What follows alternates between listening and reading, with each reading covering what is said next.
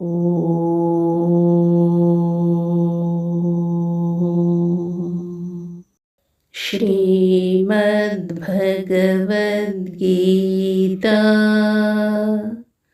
अथ षष्ठोऽध्यायः। आरनेय अध्याय ध्यानयोगः।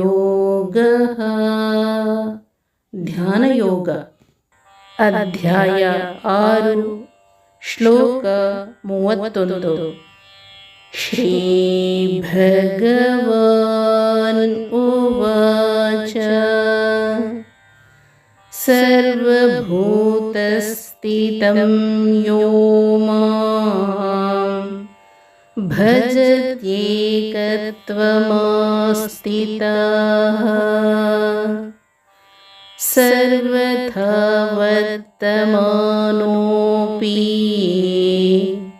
ಸ ಯೋಗೀ ಮಯಿ ವರ್ತತೆ.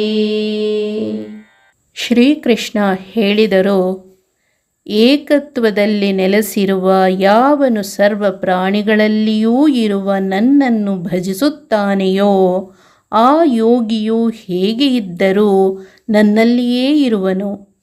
ಯಾರು ಶುದ್ಧ ಮನಸ್ಸಿನಿಂದ ಸರ್ವ ಪ್ರಾಣಿಗಳಲ್ಲಿಯೂ ಇರುವ ನನ್ನನ್ನು ಪೂಜಿಸುತ್ತಾನೋ ಅವನು ಎಲ್ಲಿ ಬೇಕಾದರೂ ಇರಲಿ, ಅವನು ನನ್ನಲ್ಲೇ ಇರುತ್ತಾನೆ.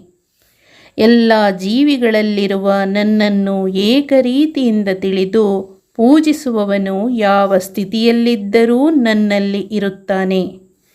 ಕೃಷ್ಣ ಹೇಳುತ್ತಾರೆ, ಸರ್ವಗತನಾದ ಭಗವಂತ ಎಲ್ಲ ಕಡೆ ಏಕರೂಪನಾಗಿದ್ದಾನೆ ಎನ್ನುವ ಅನುಸಂಧಾನ ಮತ್ತು ನಿರಂತರ ಭಕ್ತಿ ಇರುವ ಸಾಧಕ ಆತ ಹೇಗೇ ಇರಲಿ ಅವನು ನನ್ನನ್ನು ಸೇರುವುದು ನಿಶ್ಚಿತ ಎಂದು. ಅಪರೋಕ್ಷ ಜ್ಞಾನ ಪಡೆದವ ಭಗವಂತನಿಂದ ಎಂದೂ ದೂರ ಸರಿಯುವುದಿಲ್ಲ. ಆತ ಮೋಕ್ಷವನ್ನು ಪಡೆದು ಭಗವಂತನಲ್ಲಿ ನೆಲೆಸುತ್ತಾನೆ. ಹರೇ ಓಂ. ಶ್ರೀಕೃಷ್ಣಾರ್ಪಣಮಸ್ತು.